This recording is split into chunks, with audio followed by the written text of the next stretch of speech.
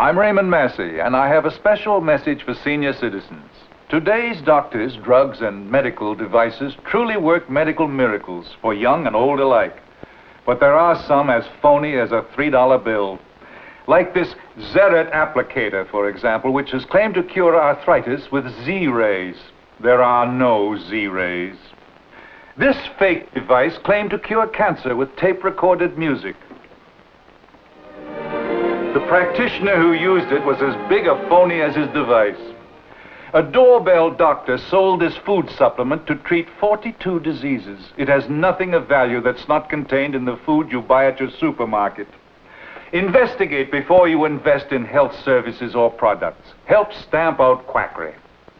This has been a public service announcement from the Food and Drug Administration in cooperation with this station. Be on your toes. Do not believe that just because the FDA has said a product is safe and effective, that it is either safe or effective. The more that we uncovered, it was like uncovering a stone and expecting to see one worm there, and we just instead found this whole bunch of worms. Right. A whole lot of worms. A whole lot of worms. And whenever you hear that the FDA is the industry's henchman, that's a very accurate statement. And then we're seeing an increase in all of these other problems that are neurologically related, like language problems in the children, limited intellectual ability, lower IQ. All kinds of neurological, neurodegenerative diseases are increasing. And it's all based on the fact that we just keep adding more and more toxic influences to the child, even before birth, but all the way through birth and throughout all of adulthood.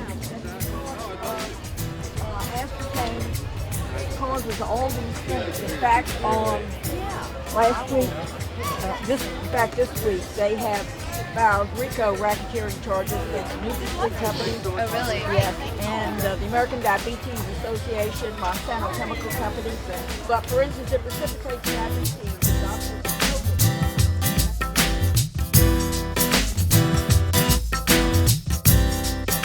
The point that the FDA is making is not that the events are not occurring. The point they are making is that they cannot approve they're occurring. One of the major points they make is that in examining seizure cases, they cannot rule out other possible causes of seizures. The very process they use, however, means that they also are unable to rule out NutraSweet. It is very important to understand that the FDA has not ruled out NutraSweet. It was originally approved in 1974, and we objected. And then all the process occurred that kept it off the market until 1981. Then it was finally, the commissioner overruled all of the other decision makers that had said it should not be marketed in 1981. Now, from my point of view, that demonstrated the point I was trying to make, which is that the regulatory process is not capable of withstanding the political and economic assault of a corporation with its mind made up and with the willpower to effectively force its will. The FDA made it appear as if they were listening to people, and they were just taking information. And when they took that information, it got filed. Nothing happened to it. I'll tell you that for a fact. The agency will remain in close contact with those who are skeptical of aspartame's safety. For example, the center has met with Dr. Richard Workman of MIT to discuss a number of his hypotheses about aspartame. The center has also met with the Aspartame Consumer Safety Network to discuss issues relating to the safety of aspartame. But I also saw the FDA come and just completely try to annihilate all of those statements that had been presented by these researchers showing that it caused harm. And they ignored everything that had been said. And other researchers were presented to refute ours and really to make them into somewhat of a laughing stock in the eyes of their peers. They were denigrated as researchers, and their science was called junk science. You would call me up and said, I just had a reaction, and I realized that it had aspartame in it. And I know that when I'm not taking aspartame-laced products, that I'm fine. And the moment I get this, I get blurred vision and a headache, or I can't keep my balance, or whatever it is. And so the FDA eventually got tired of all the complaints. We have numerous instances of people calling the FDA and saying, we feel there is a connection, what information do you have? And the person that answered the phone that they're speaking to telling them there is no connection between NutraSweet and side effects and not taking any further information. We have reported this to the FDA and discussed it with them, and I believe it's very important to understand. My understanding when we finished that meeting was they were going to correct that process by having all NutraSweet calls referred to an appropriate official, so that any suggestion that the number of complaints received prior to August of 1987, when we met with the FDA, indicates all the calls that were received by FDA is an inaccurate presentation. So they just made it all go away by setting up a different hotline, not documenting all of the phone calls properly, not being able to give anybody any information. It was just they were receiving data from the general public regarding aspartame and did absolutely nothing about it. That's where we're at right now as we sit here and chat. Since the August meeting, there have been instances of individuals calling the FDA and then being referred to the AIDS hotline. To the what? The AIDS hotline. When the AIDS hotline was answered, the individual said, we're taking the NutraSweet calls because we don't get enough of them now to have an independent hotline for NutraSweet. You gotta be kidding. I'm not kidding. That is an event that occurred. I had heard in my travels a lot of people talking about aspartame being, suboptimal, but I sort of ignored it. It was your story and then your film that got me to really understand the metabolism of it and to really delve into it. And I think the data is overwhelming that people need to take a second look at this.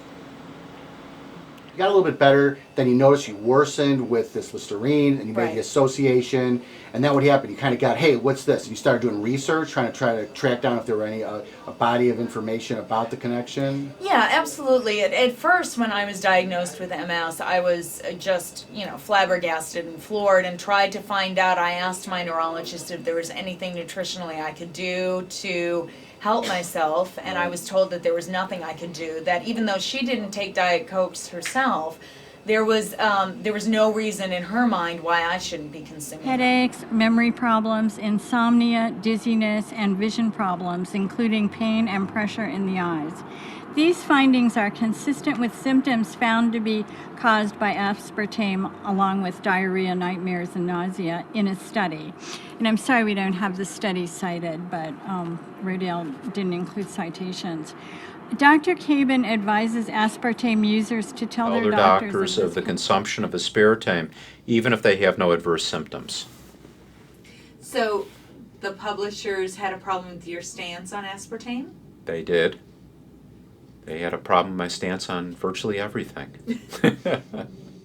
What happened with your publisher?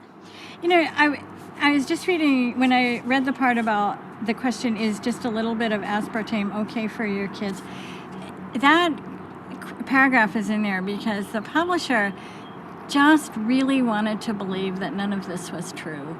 He was really, I'm talking about the editor actually at Rodale. He really wanted to think that Dr. Cabin was going overboard, was just being much too fussy and extreme, and that really we don't have to say no to our kids when they want the occasional diet soda. And Dr. Cabin would not give in, and he said, no, it's never okay. And I really have to admire him for that, because it did cause some, I'm going to say, conflicts with the editor. The editor did not like it. The patient I just saw just before you came into my office was an attorney who has problems with memory and attention deficit disorder, And she realizes that aspartame is a problem for her, and she is addicted to it. She has real difficulty stopping it. Oh, so is that common? Oh, it's very common. We felt that there was enough evidence to link it in the studies with behavioral issues. And the more I read about aspartame, the more scared I became of it. And I have nothing good to say about the other food additives, but they don't scare me the way aspartame does. So we thought about it for a long time. We consulted with our professional advisors. We looked at the literature, at the science behind it, and we concluded that we should name it specifically, not just lump it under artificial flavors. But usually if I see someone drink diet soda, I'm like, no, you idiot, drink juice instead, because that stuff is really bad for you. And you're like, well, I'm only drinking it a day. I'm like, a day? Dude, that's more than you think. Because if you, like 2 cans of aspartame you drink could mess up your brain. So there has been a lot of articles written by not only military pilots, the military knows about this, the airline certainly knows about it. The question is, if this stuff is as bad as it's supposed to be, and you have all these professional pilots and flight attendants that are going to the company and saying, look, this stuff is not good, it's causing me this, that, and the other thing, why, for goodness sakes, don't the airlines take the damn stuff off the planes? If their bosses with the airlines had found out that they were talking to the press, they would automatically lose their jobs. As it is, they'd lost their license to fly in some cases. So they would have lost their jobs completely if that had been the case. Slowly, I started eliminating things from my diet and then got better and better as I started being more aware. And when I did research, I was able to see that aspartame kept coming up with MS. It's very interesting. Very recently, there was a paper by Dr. Russell Blaylock linking aspartame with MS. Basically, what we see with multiple sclerosis, what was known for a long time, is that it was an autoimmune disease. That is, your body's immune system is attacking your central nervous system, and it strips off the insulation of the nerve fiber called myelin. And that was the basis of multiple sclerosis. And this sort of was a periodic thing. Every so often the nervous system would be attacked by the immune system. What they've discovered recently is that the cell that makes that insulation, called the oligodendrocyte, has glutamate receptors on it. So that when you expose that cell to glutamate, it destroys the cell and prevents the myelin from being formed. That's why it makes the MS much worse and can bring on MS in people who have very mild disease or just have the potential of developing the disease. One of the areas that Mike Ruff and I have been excited about working in is the interface between the brain and the immune system, because we now know that the immune system actually literally becomes the brain. And new research pioneered by Eva Mezey, M-E-Z-E-Y, at the NIH, shows us that stem cells in our bone marrow pass from our bone marrow into our blood, and some of them ultimately actually become neurons. Lots of them, not 1 or 2, but thousands of them, millions of them. So there's way more action, way more cells passing in and out of the brain. So, this idea that we're protected by the blood-brain barrier is really not true. We've just got anything we eat or put on our body can be carried by a cell from anywhere in the body into our brain. So if you have hereditary risk of MS, but you don't have the disease, you may never get the disease. We know that there's about 10% of people out there who have findings of MS on autopsy but never developed the disease. We call it silent MS. But if that person with silent MS is consuming food with MSG and it starts killing off their oligodendrocytes, then they're going to develop full-blown MS. So this may explain why we're suddenly seeing all of these cases of MS starting to appear. because people are consuming aspartame and MSG in huge amounts. And it's flowing right to where this lesion is. Now, when you develop an MS lesion, there's no blood-brain barrier. It's wide open to anything that's in your blood. Now, the MS Society doesn't mention it. We've told them. How did you find out, or how did you meet other people with MS through the MS Society, or? No, I'm actually a part of a large church, the International Church of Christ. It's all over the world, and I've lived all over the United States working for this church. I also worked for a nonprofit organization called Hope Worldwide, and so I've traveled all over the world, and I've, with Hope, taking young people just on different third world projects, and so I just have met a lot of people all over the place. So that's how I've actually come in contact with a lot of these women that all around the same time, within about a 4-year time span, have been diagnosed with MS. About January of 2002, I began having numbness in my right foot. Various things happened. I didn't think much of it. I thought I had bad shoes. But then it kept persisting, and then in February I had vision loss. I would have intermittent vision loss where I would have spots, and then I would lose my right field of vision. I thought it was a one-off at first, but it happened several times. In about June of 2002, I went to my primary care doctor, and he did a neuro exam and was very concerned. Ordered an MRI and told me that I had MS. Well, I was diagnosed 3 years ago on September 11th when the World Trade Center was falling down. Everything was crazy. I was in Washington, D.C., but I had gone blind in my right eye by that day. It was a progression for probably 10 days at that point. And it was kind of like a shade was coming down on my eye. Anyways, this friend came up and said, "Do you realize Diet Coke can do this?" And I laughed and I said, "I don't believe you, but I have nothing to lose but a chemo treatment, so I won't drink another diet soda for 1 year." I said, I'll throw this one away and that's it. I won't drink another one.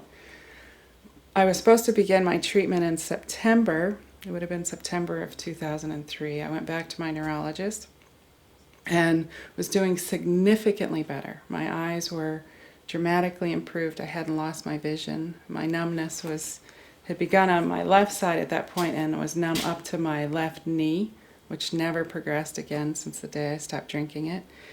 And of course, neurologist asked me, he said, "Did you start your treatment? Is that why you're doing better?" I said, "No, I didn't start my treatment, but I stopped drinking Diet Coke."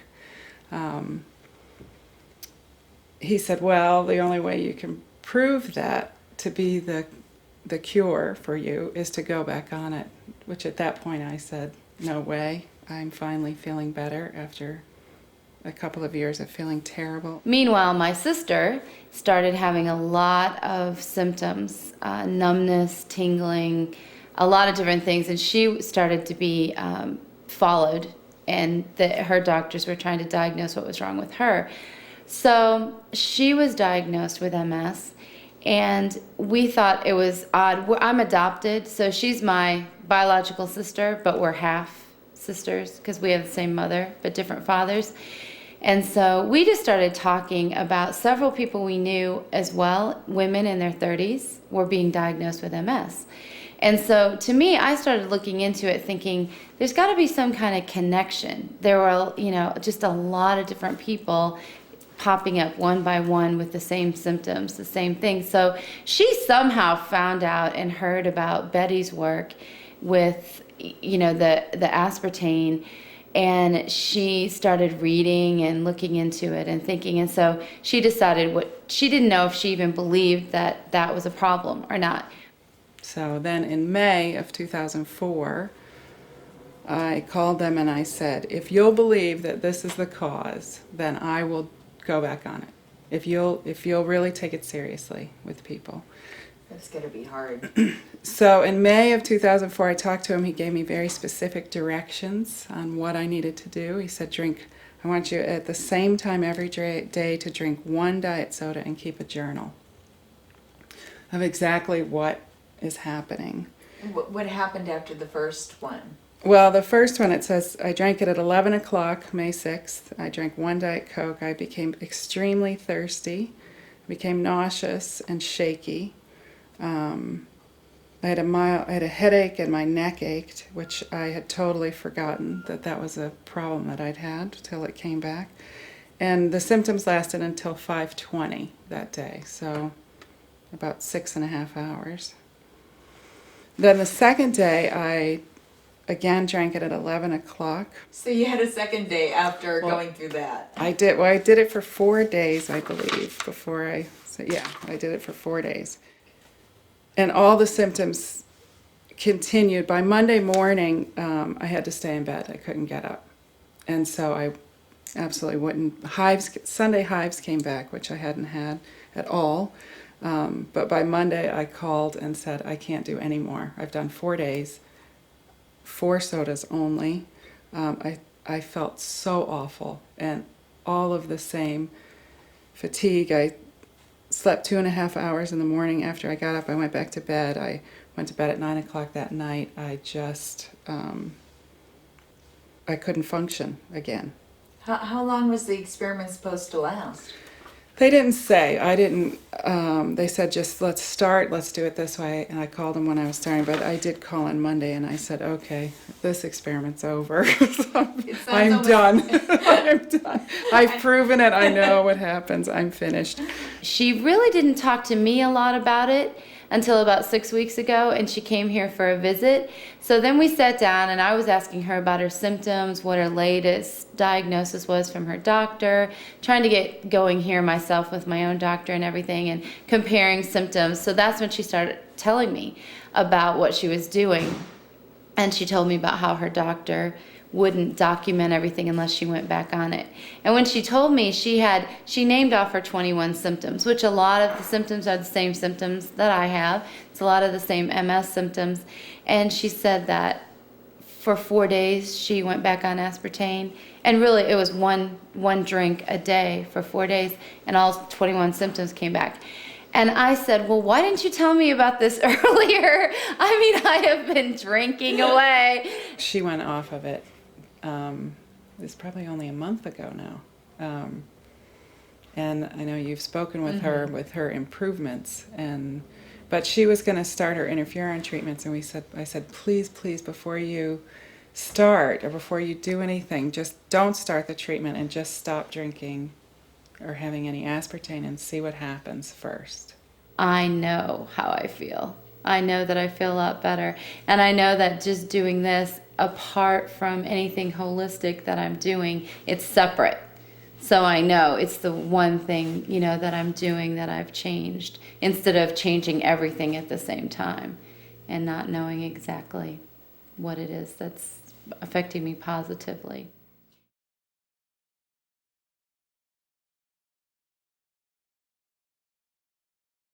Anyway, it's abundantly clear that the root causes of most cancers are probably due to, like toxins that have gotten into the food supply and what we eat and what we drink. The argument is, well, we're living longer, and if you live longer, you're going to tend to have more cancers just because the organism is living longer. I'm not aware that explains all of it, and that there is an epidemiology that says cancer rates are increasing, certainly for some cancers compared to others. And we know cancers like lung cancer is strongly correlated with toxins and chemicals and smoke and things like this. I had no clue about aspartame. I've never drunk diet sodas. I've never used NutraSweet. I've never used any of those products that contain it. And so I became aware by a good friend, Spice Williams Crosby, who is brilliant. And once I saw it, my mouth is still dropping. And my thoughts are first shock and second heartbreak, because I've seen Sweet Misery, which is phenomenal. I've read the articles that Spice has brought me, and frankly, it's very, very shocking. And she wrote an article on a dear friend of mine named Cecil Peoples, who's a great martial artist, who got brain cancer.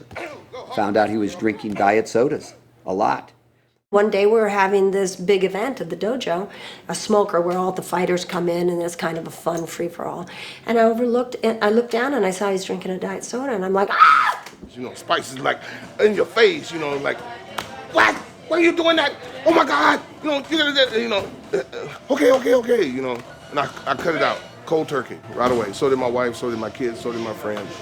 I was on my way to a fight at Hollywood Park, and he called me, and he said, we've got the results back of your MRI. And he said, I said, oh, how is it? And he said, well, he said, you have a tumor on your brain. And he said, oh, okay. And I said, well, what are you going to do? You going to give me a shot or something? He said, the tumor is benign. It's about 9 millimeters. I said, oh, okay. He said, you going to give me a shot? He goes, well, no. As far as I know, there's no shot. So I'm driving, and I'm almost to Manchester. And then he said, I said, well, what are you going to do? He goes, well, as far as I know, all you got to do is have surgery. So I'm thinking, oh, okay, and then, like surgery on my brain, and I'm driving. Then all of a sudden it dawned on me, wait a minute, that's brain surgery. You're talking about brain surgery here. And it shook me so much I had to pull off the freeway. I was like, whoa, Dr. Johnson, you talking about brain, I gotta have brain surgery. And he goes, yeah, You would think that if a man cuts a tumor out of another man's head that didn't have any history of brain tumors, that they would somehow say, you know what, don't drink any diet soda, don't take any aspartame. And, but that has to come into their awareness. If you don't say get off me, they're gonna do 50 push-ups. Let's go. I have a lot of influence over a lot of people. And I tell them what happened to me, and they stop. They trust me, they don't question, It's like I trusted my surgeon, and they trust me, and I tell them. And the kids don't even offer, they don't even ask anymore, because the first day, how come we can't have a Diet Pepsi, So I said, well, son, it's not good for you, baby, it's not good for you, And then that's what made Daddy sick. I'm pretty sure that's what made Daddy sick. That was enough for them. So anyone that I know that I'm in contact with won't do it, at least not around me anyway. Once my endocrinologist, diagnosed me with Graves' disease, I became really, really skeptical, mostly due to the fact that, the typical Graves patient is a middle-aged woman, and being an elite athlete male at 25 years old with no family history, I just didn't fit the stereotype. So I really maybe start questioning this diagnosis. I was looking, like I said, I had 6 months till go time. I couldn't leave a stone unturned. And I really started, I went to the library, read up on hyperthyroidism, figured out anything and everything to do with that. I spent hours, I wouldn't sleep because I couldn't practice anyway. I'd stay up all night and all day, glued to that, to my computer, researching. I eventually came up on Dr. Janet Starr Hull's website, Sweet Poison, and a bell went off. Her symptoms, her case history was identical to mine, and I called her up that evening, and we kind of took it from there. Jan Smith, an instructor at North Texas, believes a reaction to NutraSweet caused her to be put into the hospital. I was hospitalized. I was told that I would die if I didn't have my thyroid removed. And before I let them do any surgery or any radiation on me, I wanted to find out what made me ill. Justin and I both could kick ourselves for even using the stuff in the first place. Neither one of us had a weight problem when we got started. Justin is an Olympian, and he's got 2% body fat. Why did he drink Diet Colas? You look back at it and you think, how did I fall into that trap? When you're an athlete that's concerned about your body, diving is, you're out there in a pair of Speedos, doesn't cover much. It's a very aesthetic sport. So, I was by far in the best shape of my life, and I was definitely in the best shape of any U.S. diver. Anybody will tell you that. And so I was very conscious of I thought it wasn't a problem. I started drinking diet soda back in high school. But for the most part, athletes, their bodies stay at such a high metabolic rate that anything that they eat or drink is going to be processed fairly rapidly, and their bodies are going to be much more sensitive to chemicals. It's unbelievable what that stuff is in. It's in protein powder. I was drinking the protein bars that I was eating in between practice. the equal I used in my sweet tea, anything. I mean, I went through my kitchen and went through each cupboard and the refrigerator and threw out everything. It's in yogurt, and that was the only change I made. I mean, I didn't tell my doctor that I was off my medicine until about 3 or 4 months later, because I wanted to have a series of blood tests come back normal, to show her, I'm like, listen, I have not been taking the medicine. I've not changed anything other than my diet and taken a multivitamin, and I'm totally fine. How did she react? At that point, she was well, whatever gets you there. I mean, she was a bit skeptical at first, and I still don't think she's. I mean, I showed her the book that Dr. Hull had given me, and kind of explained where I was coming from, and actually I left the book with her, and I think she read it. I don't know if she actually bought it. She didn't seem to say much the next time I went in for my last confirmation blood test.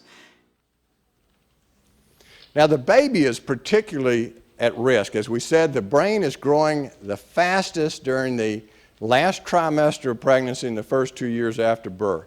It's what we call the brain growth spurt period. During that time, all these synaptic connections are taking place. There's about 100 billion neurons in the brain. There's over 100 trillion connections. Some think as many as 600 trillion. So there's a lot of connecting processes going on in that brain all the way to age 2. Now, at age 4, only 80% of the brain is finished forming. At age 8, only 90%. And even in the teenage years, the prefrontal lobes are still forming. And that's why you teenagers act up. It's because the frontal lobe, which controls your emotions and your reactions, is not myelinated. It's not finished yet. And that's why it's important to control them until then. But what this high vulnerability is what we're doing in this society. And recently, the aspartame people, I forgot what the name of Betty Martini will know, but there's a group out of Florida who said in an announcement over the radio and the newspaper, NutraSweet is perfectly safe and pregnant women should be drinking it.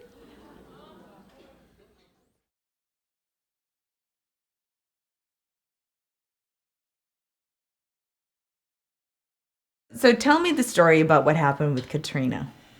Let's see. She was like 2 years and 9 months old when her little sister was born.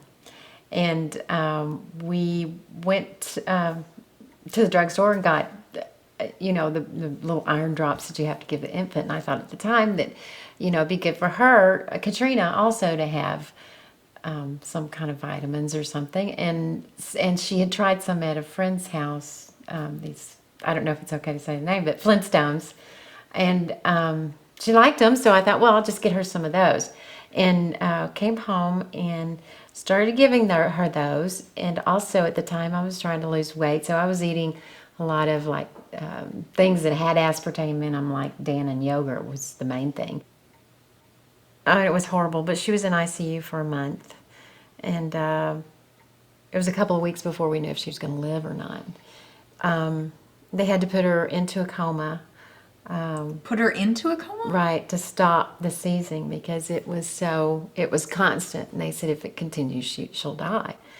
I told the story to, and this person said, wow, that really sounds like a reaction to aspartame, or aspartame poisoning is what she had said. And she had just gone to a seminar or something where they discussed aspartame. And so she put me in touch with this lady that was in charge of an organization here in Dallas that was making people more aware and trying to gather people that had also had reactions to it. Her daughter had had one, and that was what sparked her interest in it.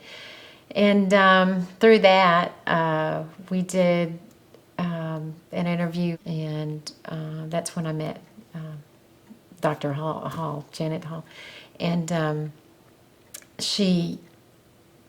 it was really interesting, hearing her story.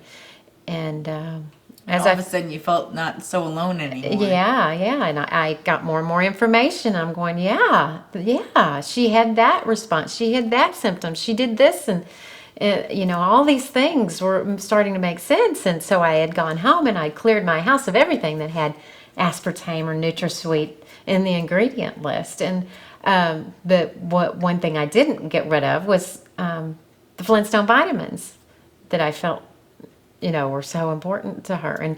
And so as she had gotten better, and this was about probably September or so, it was about 9 months later, I gave them to her again.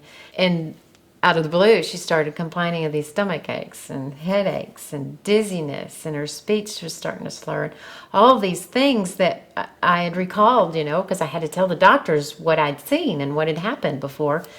But so I realized it was all happening again.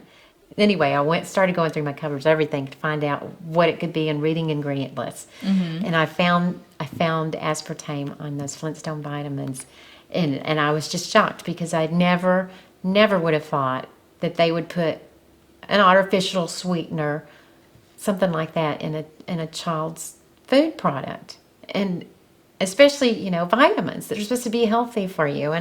And so I was very angry, but anyway, I got rid of them, quit giving them to her, and the symptoms stopped immediately. As a result of her injury to her brain, she has suffered damage to the different lobes: temporal lobe, occipital lobe, and parietal lobe, and those areas control, auditory processing, short-term memory, behavioral control, and she has some visual problems that we've just found out about that we're having to deal with. I'm an aspartame survivor too, by the way. And so, do you take a look at package labels and stuff? Yeah. Do you? Mm-hmm. Does it I ever didn't get know. frustrating to you, or how does it feel to have to constantly look at the back of packages? Kind of confusing. Confusing? Yeah. Is it hard to see the ingredient list sometimes? Yes. Because they have such small lettering. And she still struggles with reading too. I'm getting better. Yes, you are, but she reads at a first, second grade level. But we work on that. With all of the problems aspartame has had, you think they would have taken it off the market? They haven't. But I will tell you this, if aspartame was ephedra, ephedra's gone. Aspartame was tryptophan, one death, one problem, one accusation, one allegation, tryptophan is gone. If you did that with vitamin C, tomorrow vitamin C would be gone. But for the poisons and toxins developed by the pharmaceutical cartel or from the chemical manufacturing food plants, the FDA will not move on it. I think that's criminal, that in our country we treat our populace that way, subjecting them to the hazards and the harm of those artificial sweeteners when we have a God-made natural product that is so wonderful. There are some traditional teas in South America made 100% with the stevia leaves. In Brazil and Argentina, Paraguay, there's if you go to some said area there where stevia grows wild, there is a traditional tea called chimarrão that they make with the ground leaves, and then if they put hot water on it, and then they sip this all day long. Stevia is basically a plant. Stevia side is the crystal that's in the leaf of the little plant, and it's extracted and processed and refined and packaged like this. The leaf itself, if you were to taste it, is extremely sweet. Indians in Brazil, before Brazil was discovered, were known to use stevia to sweeten their medications or drinks, or just walking along in the woods, they would strip the leaves off the plant and chew them just because they tasted good. They were so sweet. It's like eating candy. I want you to taste this. Whoop. That's the stevia leaf ground up. And they grind it with the stems and everything. Put that in your mouth. Wow. Doesn't that taste good? It's a sweet herb. How did you first find out about stevia? Stevia. How did I find out about it? Well, I guess it was Betty Martini turned me onto it. And I tried all different kinds. And the one I like is the one in Garland, Texas, this one here. Stevita, that's the one I use. And it's really nice because it comes in little packets and you can give them out to people. People have never heard of these things. They don't, I don't think you can advertise it as a sweetener. It's a food supplement. And they have these little things here, which I carry around with me all the time. And you can give them out, and people say, oh, boy, that's great. I'll put one of those. I said, don't put one in your coffee unless you taste it, because I find that half of one does me for a cup of coffee, because it's very sweet. It's 500 times sweeter than sugar. And it has no saccharin, aspartame, fructose, sugar, FOS, whatever that is, maltodextrin, or artificial sweeteners. There's a huge market out there for artificial sweeteners, unfortunately, because sweeteners such as stevia, you know, a natural plant-based sweetener that have no calories and no toxic effects whatsoever, our beloved FDA, which on the radio I call the Freedom Disallowed Association, doesn't allow to make a claim for its use as a sweetener. It's a dietary supplement, but nobody knows what it's for. We don't want to tell people what it could be used for. That could be dangerous. Dangerous to who? The companies that sell the artificial sweeteners, perhaps even the sugar companies. Stevia was not passed by the FDA. Stevia is still considered to be not shown to be safe by the FDA. And it is remarkable because stevia has two very sketchy studies that suggest maybe there's a problem. And the researchers that did these studies back in the 1960s say that they do not really, never did think that these showed problems. And there are dozens and dozens of studies that have been done that actually do demonstrate the safety of stevia. But there was what is called an industry complaint against stevia. That's one way that the FDA initiates action. Somebody in the industry calls up and says, we think so-and-so is doing something bad. Then the FDA goes and investigates and takes action. So an industry complaint was filed against stevia. And by the way, we don't know who filed it because that's secret. We've tried to get it in all kinds of different ways, but it's secret. But there were many companies that were going towards stevia. Lipton, for example, was going to use stevia. Some of the other tea companies and so on all stopped dead in their tracks when this complaint came in. It is now, once the dietary supplement bill passed, it was able to be used as a dietary supplement. So there's one company out there that says, don't sweeten your tea, supplement it. I was selling this book, I started selling this book actually in 1996, these tea books, just to give some more information to the consumer, how to use stevia, what it is, a little bit of history of stevia, etc. And some of the studies, or safety studies on stevia. And beginning in January 1998, the FDA made an inspection of my facilities here, and they found out that I was selling the books with the stevia. Also, they went to our internet webpage, and they found out that I was selling the books. Now, my primary purpose selling the books was for information, to educate the consumer. Of course, I could always make some money also on it, profit by selling the books. Never anywhere in the world one medically proven problem of health due to the use of stevia. You can't say that for those artificial sweeteners. You just can't say that. Some have been taken off the market because they lead to cancer, they do this, they do that. And the FDA puts the brakes on and won't allow this. Beginning in January 1998, after the FDA inspector inspected our facilities and found out that are selling the books, they kept putting pressure on us to stop selling the book. Their argument was that the book, because the book teaches the consumer how to use stevia in a form other than as dietary supplement, that actually you can cook with it, that you can use it as sweetener. And stevia has not been approved for that purpose. Therefore, they felt that by selling the stevia cookbook and the other literature, actually the books were adulterating the stevia products that I was selling. Therefore, I would not be able to sell the cookbooks. And we were working on several university laboratories developing products that could be done with stevia. I have a list of 13 products in which it could be used wonderfully, all the way from yogurt to chewing gum to toothpaste to food products of different sorts.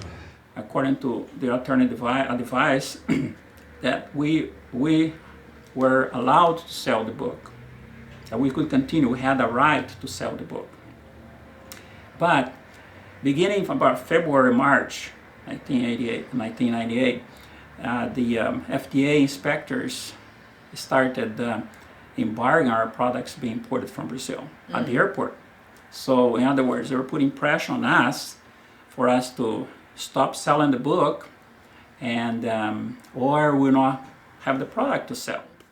Well, I'll buy a couple of barrels of this stuff then. And just lock it up in your Lock it up, yeah, and then sell it. You want some hot stevia?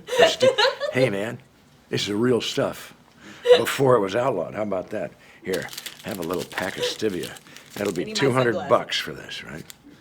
My daughter was here when I received the fax that were coming here to witness the destruction. So she immediately called the media, say, look, we're going to have to burn some books here. My father has to burn some books. So they were here about 2 p.m. They were here. The media was here, and that's what happens. That the next morning there were some articles on the local newspaper about the issue that an arding company, Stevita company, was having with the FDA. The FDA ordering the burning of the books, and that caused a lot of interest among the media. So I started receiving calls here at 7 o'clock in the morning, the next morning. Say, if some people, well, they're kind of, joking about, hey, if you're going to burn books, let me know, because I like to go there. Hey, what's this? What's that? Gestapo burning books? I said, well, I cannot burn today either. I don't have the permit from the city to burn the books. I was very afraid. You see, when you see a very small company, small business, and some officials from the government coming here with all their credentials, etc. I mean, they could really shut us down immediately. One of the things that political scientists say quite frequently is that very shortly after a regulatory agency is created, it gets captured by those that it regulates. That's kind of people say that repeatedly, and I think they're totally wrong. I believe they're born captured. They do not come into existence until the industry needs them. As long as I say here's a dietary supplement, is okay for you. But if says here sweetener, it's not be okay for you. But it's the same product. It's the same product, okay? Now the contradiction is a paradox, right? So it's like, and then the fact that they say if I sell a cookbook that says stevia is a sweetener, and then I sell a product that's labeled dietary supplement, the same one, that the cookbook is going to adulterate the product here. That cookbook looks like it could fit in this bottle. Right, yeah, and adulterate the bottle, yes.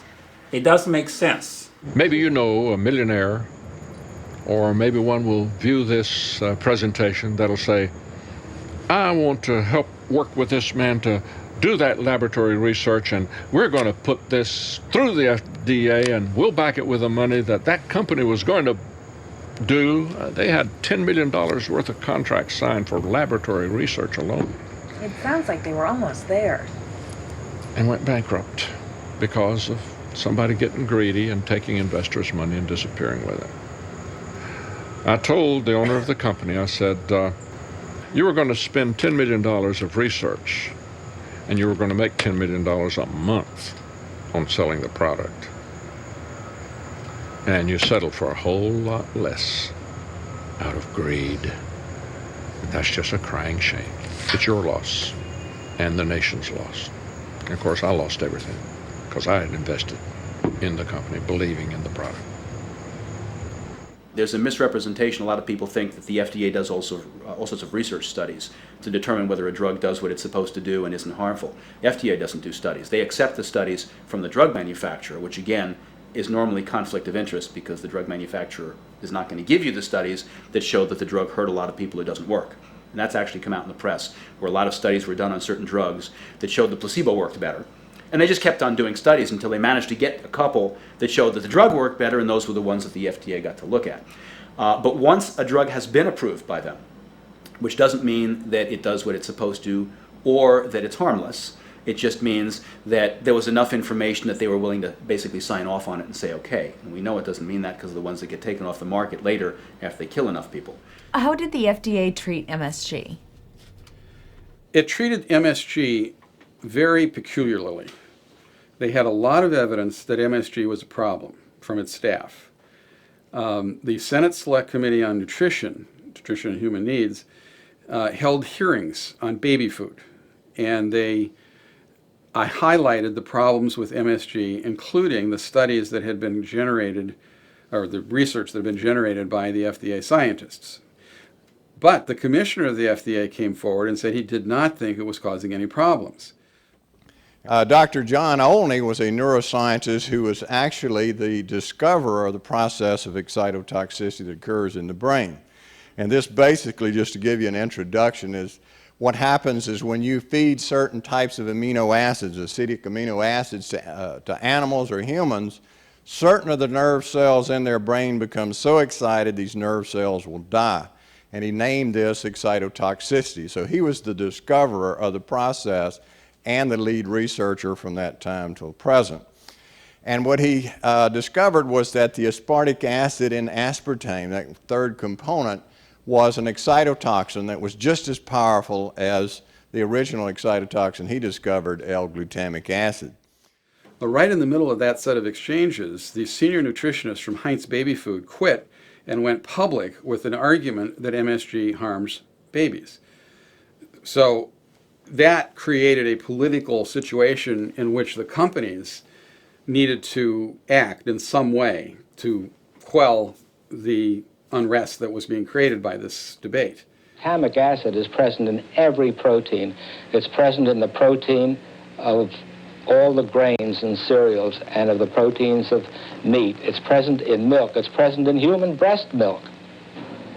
But this doesn't mean that glutamic acid or its salt, which, by the way, exists in the intestinal tract as a product of digestion of these proteins, it doesn't mean that these are toxic. Certainly not by the oral route. Dr. Ozer claims, Dr. Olney, that human beings produce MSG during digestion far more than they receive in foods. Yeah, that's a very good point to make, because it is true that there is some glutamate naturally contained in the proteins of our foods. But that protein has to be digested before the glutamate can be released into the system. And that takes quite a period of time. And so from that naturally occurring glutamate, you don't get very high blood levels of glutamate. But if you isolate the glutamate from the protein first as a chemical and then put it into the food, it's released immediately into the circulation and doesn't have to be digested first. That causes high peaks of glutamate, and it's that which I believe causes the brain damage in infant animals. Dr. Olney and I were working in 1970, and had been for a couple of years, on getting MSG out of baby food, which we were successful in doing. The companies took it out after a lot of publicity and some Senate hearings, because MSG caused brain lesions in monkeys, and that suggested that they could be responsible, it could be responsible for some of the 95% of mental retardation that doesn't have any known cause. Also, Jean Mayer, who was the nutrition advisor to President Nixon, also felt that MSG in baby food was dangerous. All that politics came together, and they took it out of baby food voluntarily. But there was one other aspect to the issue that I think had to be present for them to act, and that was that they took the MSG out of the food, the baby food, but then they put in textured vegetable protein, which is exactly the same in its effect as MSG. The government has created a clandestine way of reporting MSG that most people are unaware of, such as natural flavoring, which you might very well read on a package in a health food store, is MSG, texturized vegetable protein. Very unhealthy. Need to stay away from it. The word natural only means it came from nature. It's to imply that it's healthy because it's natural. It means nothing on a food label. And some years ago, Congress, apparently through lobbyists, passed an act in which flavors and flavorings were to be considered proprietary items. And therefore, if you call a company or a flavoring house to ask what is in their flavor or flavoring, that they will tell you that we can't disclose that. If, for instance, you eat a food and you feel that you have clouded consciousness, it's difficulty to think, you feel like you're in a gray cloud, you can't put your sentences together, have difficulty coming up with different components of your sentence. All of these things indicate that you're having difficulty logically thinking, and that's a very early sign or sensitive sign for MSG toxicity or aspartame toxicity. Some people have much worse reactions. Some people have cardiac arrest. Some people have all sorts of neurological problems, numbness, blindness, difficulty seeing, double vision. All these things can indicate sensitivity to these components. And then I must also say that it appears that once you're sensitized, that indeed you then become a reactor. There's a concept known as the full barrel effect, where we each have a limited amount of reserve to compensate for the assaults that we have in the environment. So NutraSweet or aspartame and sugar, a whole variety of other things kind of use up that reserve. And at some point you get to the top of the barrel, and one little thing will just cause you to have reactions and symptoms. So it's a matter of avoiding the poisons, and MSG and aspartame are not good for anyone. They are not good for humans. If you're human, you should avoid these things. So just because you can consume it and not have side effects doesn't mean it's a good thing for you. When I discovered that MSG was actually addictive and caused cravings, and it bypasses the apostat, that's part of the brain that tells us when we're full. So you can't eat an entire bag of Doritos without blinking an eye, which I've done. And it causes you to become obese because it is literally given to lab mice and rats to cause obesity so they can study diet. Well, I was furious when I first heard that, and then I became happy because I thought, well then, you know what? It's not me then. This is not about self-control or self-discipline. This is something that's being added into our food specifically to make us buy more of their product. If you look carefully at how allergens work in the body and chemicals, these chemical toxins we've been talking about, everything from our aspartame and MSG, to the extent that these agents attack, if you will, the body in topological layers. It starts with skin and mucous membrane problems. So fine, we have some rashes, a little bit of drooling, runny bowels, whatever. The types of symptoms we associate with children's diseases, the skin and mucous membrane ones. But then essentially as the enemy advances into our body, you then start seeing deeper symptoms in deeper tissues, muscles, joints, connective tissue. And then as we become older, typically by about middle age, you start seeing the problems of hormonal imbalance. The internal organs start manifesting symptoms. And then ultimately, by advanced age, you start seeing the central nervous system and spinal cord problems, your Alzheimer's and your Parkinson's and the neurologic diseases. So let's just have a quick review of what MSG and the excitotoxins do. Well, they are associated with neurodegenerative diseases. They're associated with neurodevelopmental abnormalities, nervous system injury. Anytime your brain's injured, it produces it. Endocrine disorders, diabetes type 1 and 2, syndrome X, gross obesity, enhance cancer growth and spread, immune dysfunction, retinal disorders, arteriosclerosis, multiple sclerosis, lupus, and other autoimmune disorders, GI disorders, and sudden cardiac death. I'd put more on there, but I didn't have room. We're making these conditions advance a lot faster. We're making them a lot more severe. And we're taking cases that would never actually have developed into multiple sclerosis, and we're throwing them into full-blown disease.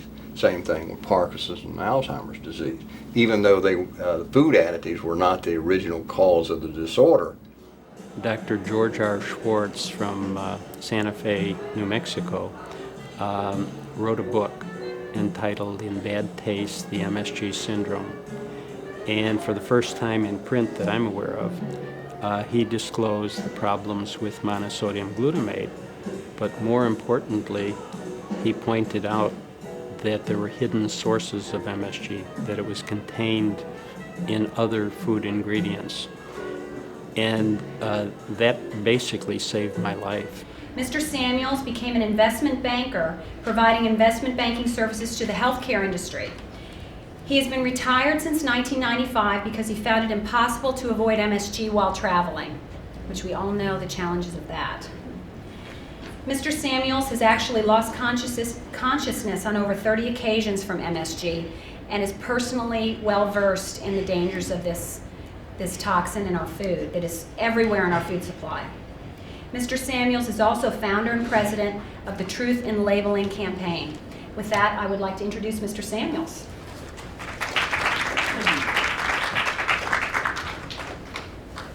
In the early 1990s, a committee from the FDA and USDA, a joint committee, came to Chicago to hold a public hearing on the Food Labeling Act of 1990, which has resulted in the box on food labels where they list calories and protein, etc.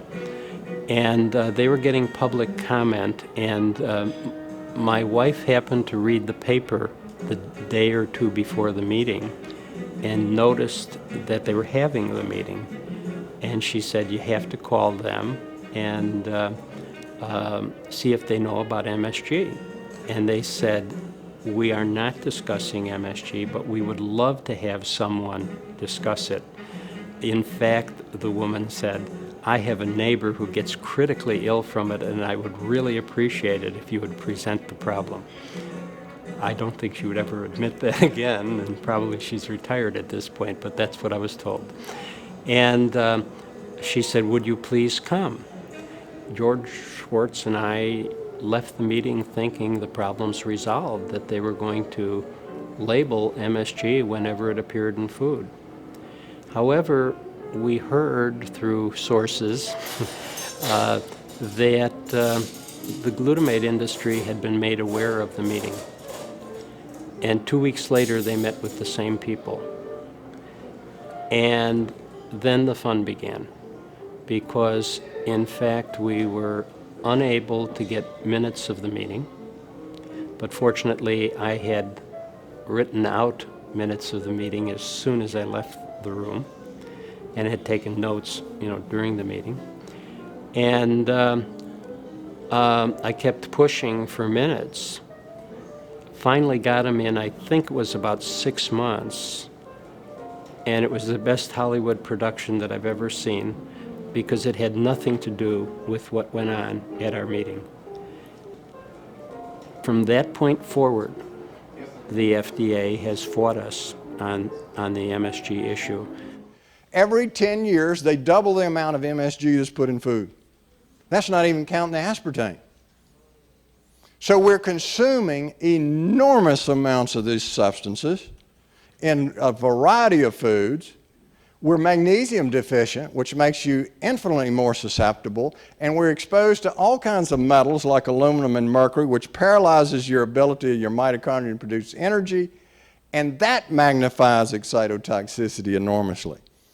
We all know to avoid monosodium glutamate, excuse me, but there are other things. I could really spin them off, but so that I don't miss anything, I'll refer you to our website, but monopotassium glutamate is in some products. Yeast extract is always an MSG product. Hydrolyzed protein, you've seen hydrolyzed soy protein, you've seen hydrolyzed corn protein, hydrolyzed pea protein. Plant protein extract, sodium caseinate, yeast extract, hydrolyzed oat flour, corn oil, autolyzed yeast. So, I mean, if you look at the back of a food, you're going to see, this is just about in every single thing you're going to pick up that has a shelf life, correct? I go into a supermarket nowadays and I feel safe getting about 2 to 5 products. Yeah, what's left to eat now? I mean, realistically, what are we supposed to eat? What the committee has heard today, in all its complexity, seems to me to boil down to a single proposition. The FDA is simply wrong, not once but repeatedly, when it has affirmed and reaffirmed and reaffirmed the safety of aspartame. Now, of course, anyone is entitled to disagree with a government agency. But it's critically important to note that on this subject, the FDA does not stand alone. In attacking the FDA, those who attack the safety of aspartame are also attacking the independent determinations of the health and regulatory authorities of the world. I'm curious to watch, for example, Monsanto. You might want to just go look at the way Monsanto's gone over the last 6 or 8 years, because Monsanto bought cereal because it had NutraSweet. And the president of the NutraSweet subdivision of cereal became the president of Monsanto. And he was a lawyer, and he had been involved in the process that had manipulated FDA to let NutraSweet on the market. And he used the same techniques to get genetically engineered food on the market. And interestingly enough, when they tried to move that approval into Europe, they ran into a firestorm of public disapproval. So studies show that the more people learn about genetically modified foods, the less they trust them. So over there, for example, they learned about Arpad Pusztai, one of the leading scientists in the world, who went public with his concerns about genetically modified foods based on experiments he conducted. He was fired from his job after 35 years and silenced with threats of a lawsuit. Everyone over there knows the story. Very few people here do. So based on the increased awareness of the potential dangers, the people in the UK said, we don't want to eat them. So subsequently, in April 1999, Unilever, Britain's largest food manufacturer, committed to take all GM ingredients out of their European brands. Now this created a landslide. Within 1 week, every major food manufacturer followed suit. McDonald's, Burger King, Nestle's, Safeway, for their European brands. That's because the European consumers had expressed concern. However, they were still feeding the American consumers genetically modified ingredients. Because in the United States, very few people even know what a genetically modified food is. More than 50% of people surveyed say they've never eaten a genetically modified food in their lives, even though most eat it in every meal.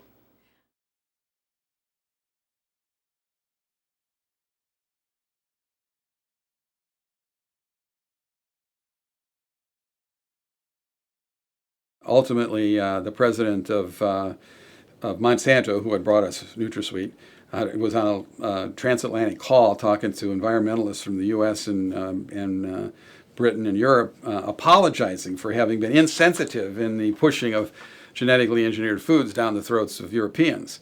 But the backlash onto the Monsanto company was enormous, and they had to go through major reorganizations. There was still the underlying low infection of the NutraSweet problem going on. They ultimately sold NutraSweet to do different buyers, and they've systematically had to backtrack from this high-handed method that they've used to try to cause people to be forced by law to buy their products. When you genetically modify food, you take a gene from one species, like a virus, bacteria, plant, animal, or human, take it out of the DNA, and artificially put it into the DNA of another species. So you take a trait from one species and you put it into another species. Now that gene may never naturally be able to be part of that DNA, and you carry with it a lot of other genetic material. The process itself can cause damage to the DNA, it can cause changes in the levels of expression, and many other problems that actually have just now been discovered. I found it, if I may use a neutral term such as interesting, that they were able in the Orient to introduce into rice an amino acid sequence that causes miscarriage, and we're hoping to be able to use this as a method of family planning. Dramatic things can be done with our foods. I think it would behoove us to look into that further before we race into this new technology headlong. Scientists trying to prove that genetically modified bovine growth hormone was safe ended up injecting only 3 cows for the study. They used a different company's RBGH, one that wasn't ever approved. They used a daily dose instead of a much larger biweekly dose. They pasteurized the milk 120 times longer. Then they added artificially powdered hormone to the milk to try and get it to be reduced even further. In Monsanto's big published animal feeding study on genetically modified soy, they used mature animals instead of young ones. They diluted their soy 10 to 1 or 12 to 1 before feeding the animals. They never weighed the organs. They left out some of the most incriminating evidence, which was later found and made public. In another study, they asked the laboratory to use an obsolete method of detection, according to the laboratory. Another company overheated their corn products 4.5 times before trying to detect whether the protein had survived the heat treatment. Monsanto used 1,250 times the amount of digestive enzymes compared to that recommended by the World Health Organization. There's all sorts of ways in which they have apparently rigged the research to show that these foods were safe. And nonetheless, even with all these attempts, they still find that over and over again, animals that have been fed these products show problems, or there's differences in nutritional levels, or the crops themselves have unexplained surprise effects, like being destroyed by sunlight or being blown over by the wind. The most common result of genetic engineering is surprise side effects. Why? Because we don't understand what goes on the level of the DNA. They are just marching forward with this genetically engineered food idea because it's got the ability to be patented, and anything they think can be patented, they believe they can make huge amounts of money off of, because huge amounts of money are what they're in the business for. And whether or not it will in the long run be a good thing for the food supply and for the food consumer is at best secondary on their list. Probably it's tertiary or even further down their list.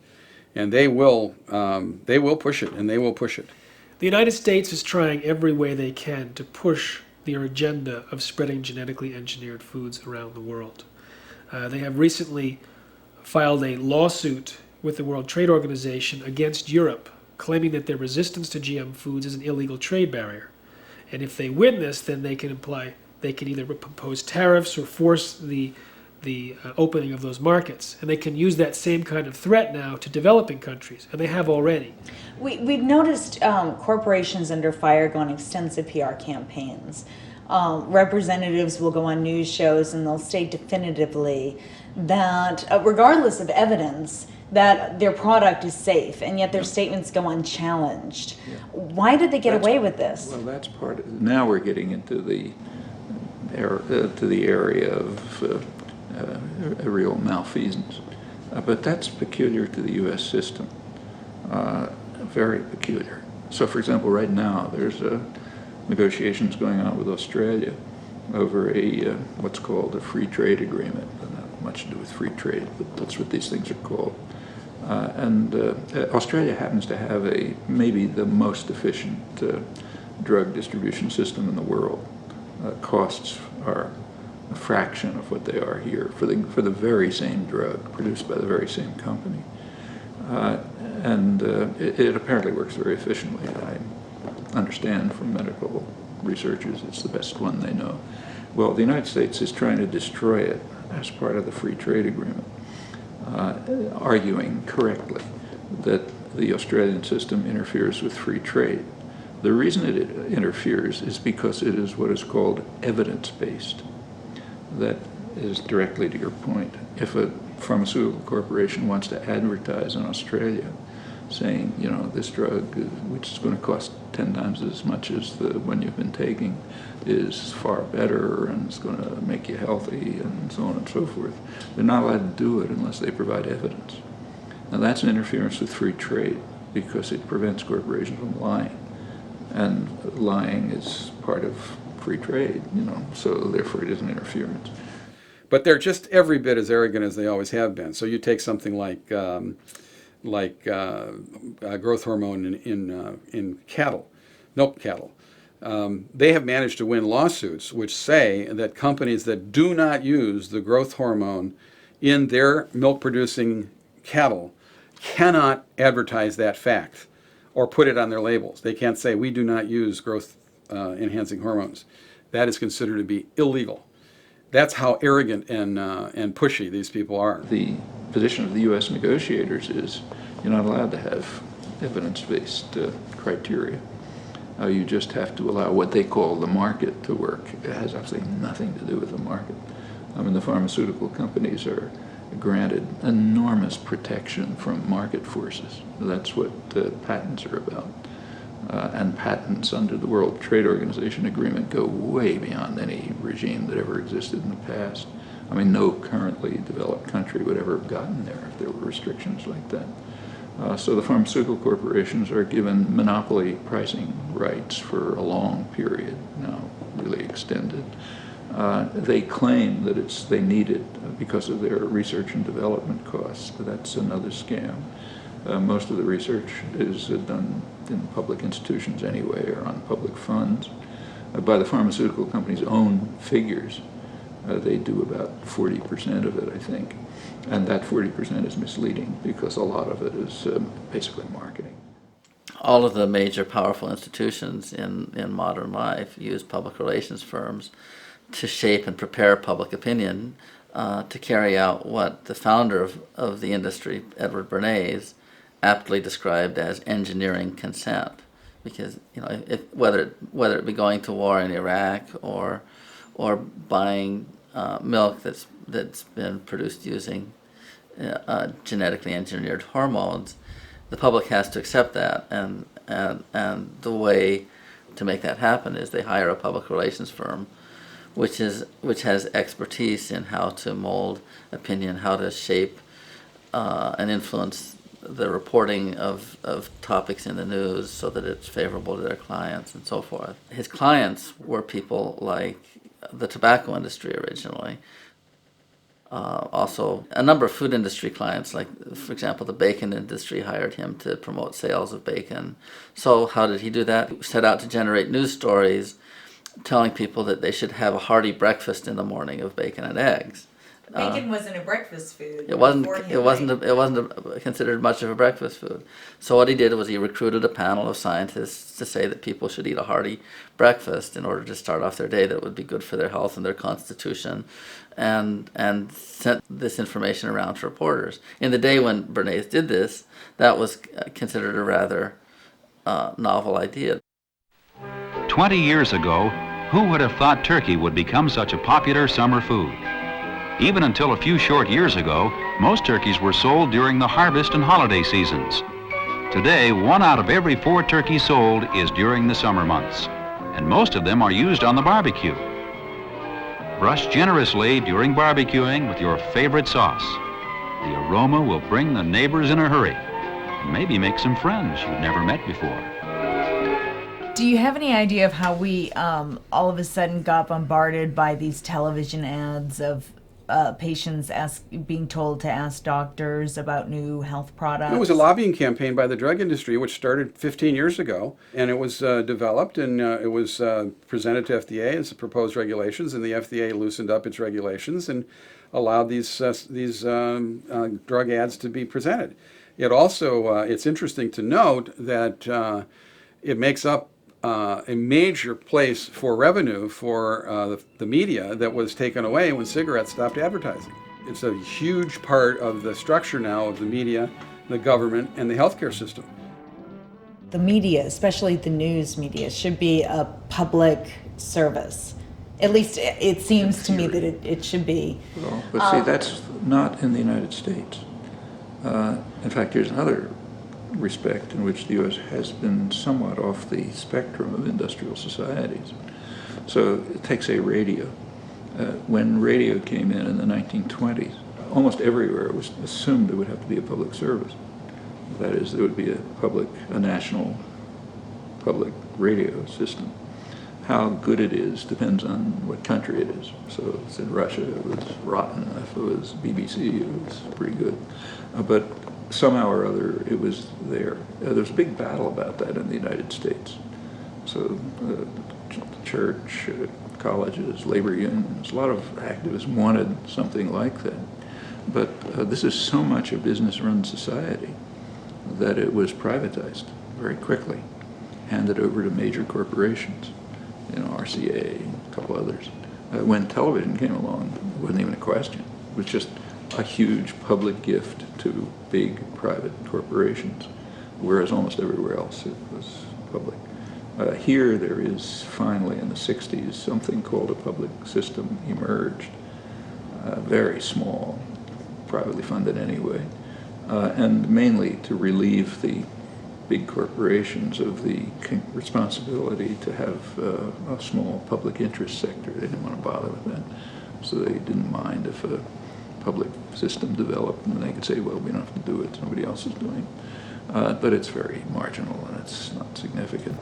Edward Bernays was a nephew of Sigmund Freud, and so he grew up steeped in this Freudian language of, the subconscious and the superego and the id and all these concepts that Freud had developed to talk about how, how the subconscious works and how people are shaped by motivations often of which they themselves are unaware. Now, when Freud was developing all of that, his objective as a therapist was to help people become more aware of their unconscious motives and drives so that they could lead healthier lives. What Bernays did that I think is really remarkable is he almost did the opposite. He said, since people have all these unconscious motivations and drives, the lesson to learn from that is that people are fundamentally irrational and incapable of making sensible decisions by themselves, and therefore you need a special class of professional opinion managers like myself to tell everyone else what to think, because otherwise all these crazy people will be thinking for themselves and you'll have chaos. I mean, the country was set up, go back to the Constitutional Convention, the 1780s, the idea was that, James Madison put it, the main framer, that power should be in the hands of the wealth of the nation, the more responsible set of men, those who sympathize with the rights of property owners, and the rest should be fragmented and shouldn't be able to influence policy. That's one way to set up a country.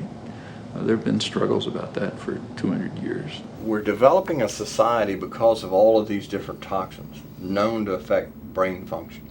We're seeing a society that not only has a lot more people of lower IQ, but a lot fewer people of higher IQ. In other words, a dumbing down, a chemical dumbing down of society.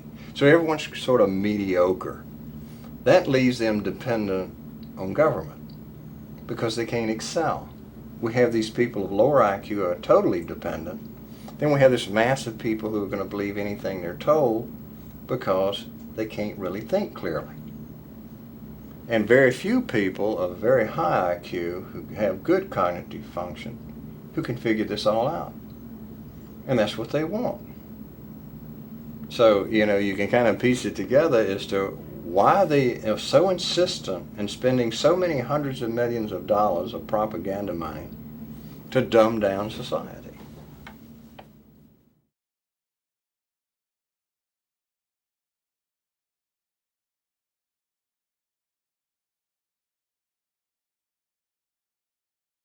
Every time you break one thing, it's not that aspartame is the only thing that is dangerous to people. There are thousands of things out there. But if you can break the cycle of that toxicity by pointing out one absurdity, of which aspartame is that, and then the following artificial sweeteners will be as well, then you begin, like in my experience, it's like, wow, if they lied to me about this healing issue by giving me a drug for allergies, which did nothing but suppress it and make it worse, the liver and everything that came with it, what about everything else or anything else? And so it began to have me question everything. So that's what I see happening. And so even if it's one issue, it opens up the floodgates for awareness and perhaps healing on so many other levels. Medicine can take care of about 20% of what ails us. The rest is largely beyond medical practice at the moment. So until the scientists and MDs come to the perfect cures, we're kind of left to deal with it on our own and not be at the mercy of this. And so it kind of like takes responsibility and gets us to, well, what can I do to promote my own health and well-being? If you continuously feed those chemicals to the body, as we do with diet products, for example, the body becomes saturated with those chemicals. And then again, if it absorbs into the brain, you can have brain problems. If it gets into the thyroid gland, you can have thyroid problems, the pancreas, diabetes, these types of disorders. When you detox, it's very important to know the specific toxin that is at the root of the disease. And most traditional medical doctors aren't going to be able to tell you what has caused your disease. But that's a missing link. That's a key. And what I asked my doctor was what caused it. And he said, well, we don't know. So I didn't allow him to permanently destroy my thyroid until I knew what the cause was.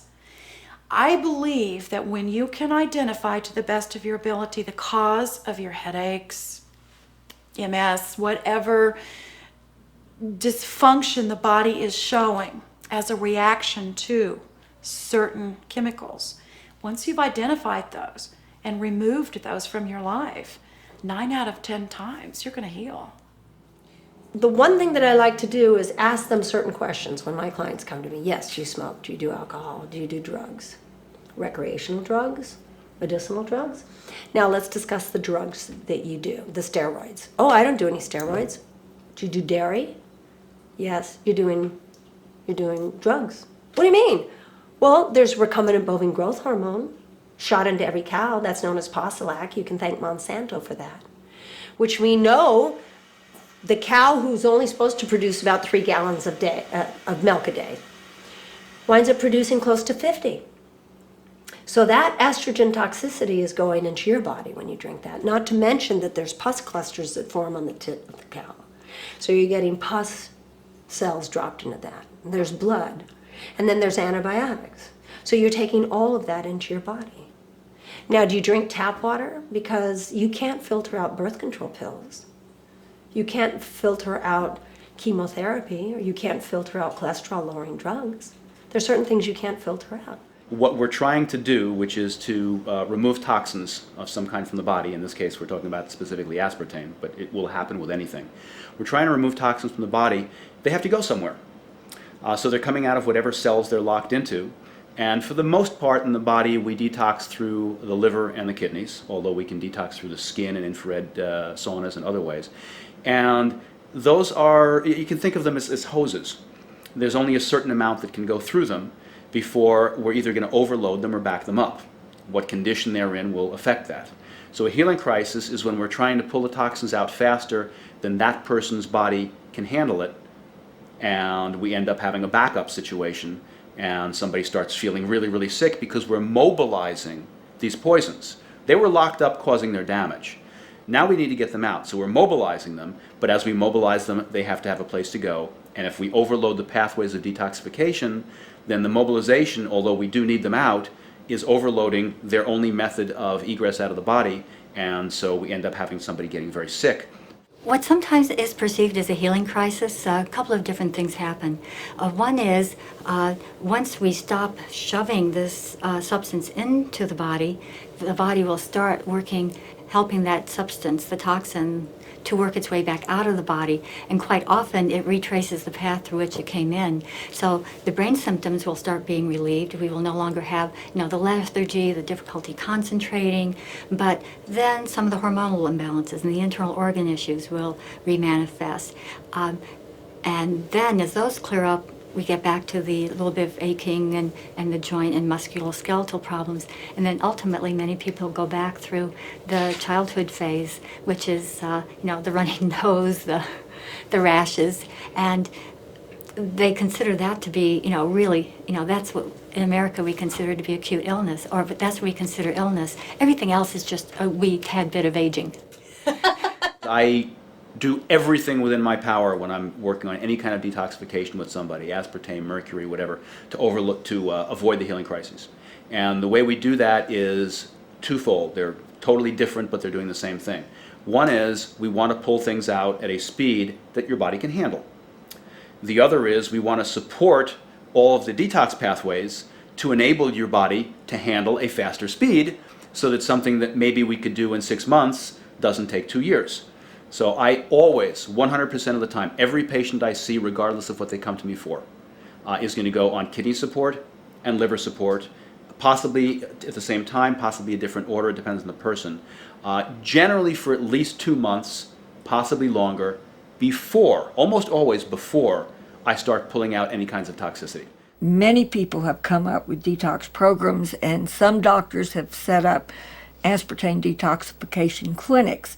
And what this does for us, if somebody, for instance, is in Chicago and they're very, very ill, we can say that Dr. Pauline Harden is in Chicago, and they treat victims that, you know, that they know about aspartame, and they treat those victims.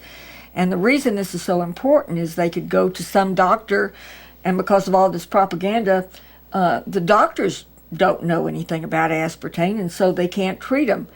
Our main organs of elimination, well, you know, the skin is a huge organ, and for some reason in our culture, allowing ourselves to excrete through the skin is almost,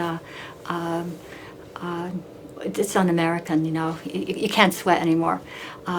So we have to get those substances out some other way, and I frequently joke with my staff about how much more antiperspirant can we put on different areas of our body in order to not allow anything to come out.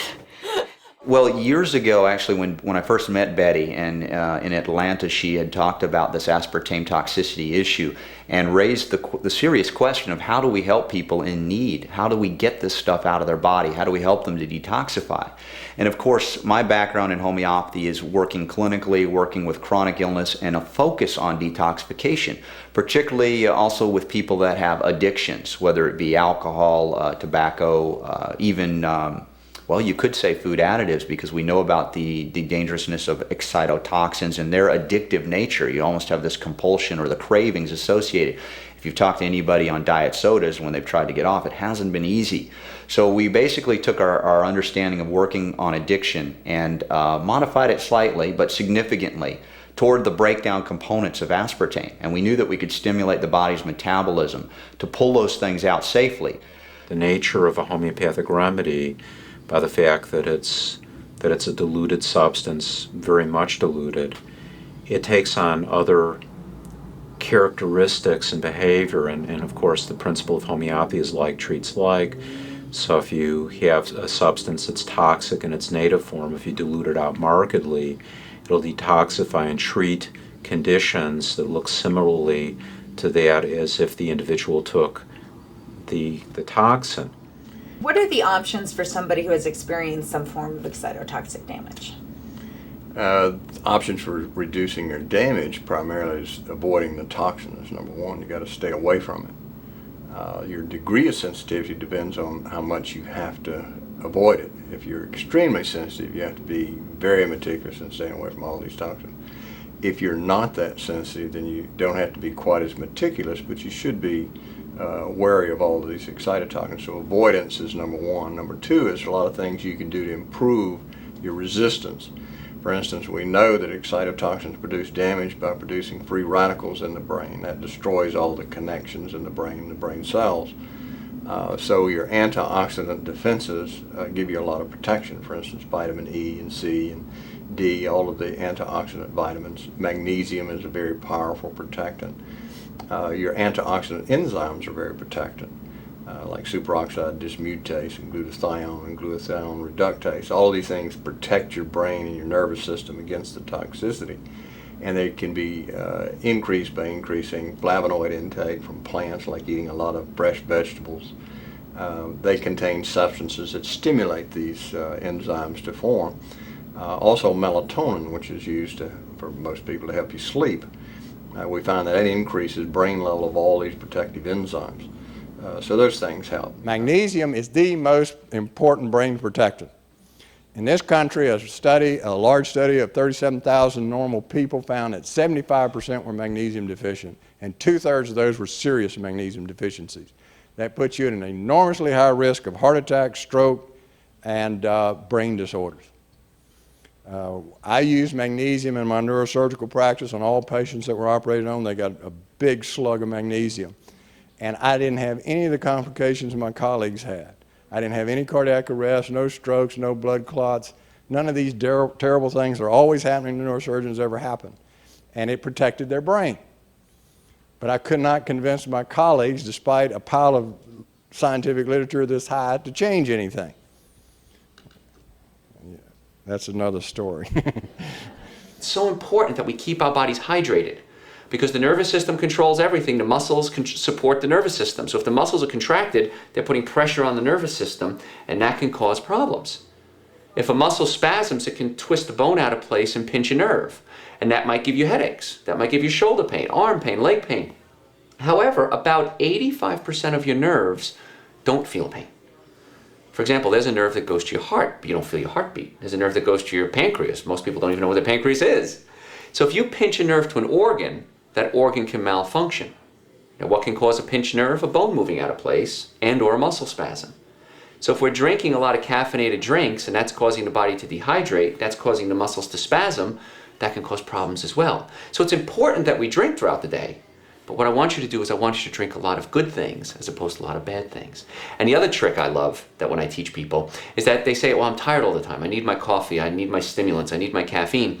If I can get somebody drinking a half gallon to a gallon of water a day, that's going to help detoxify the body, nourish the muscles, have the muscles fill up with water, so to speak, and they rehydrate them, and that gives them energy. And also the water breaks down to hydrogen and oxygen. Oxygen gives them energy as well.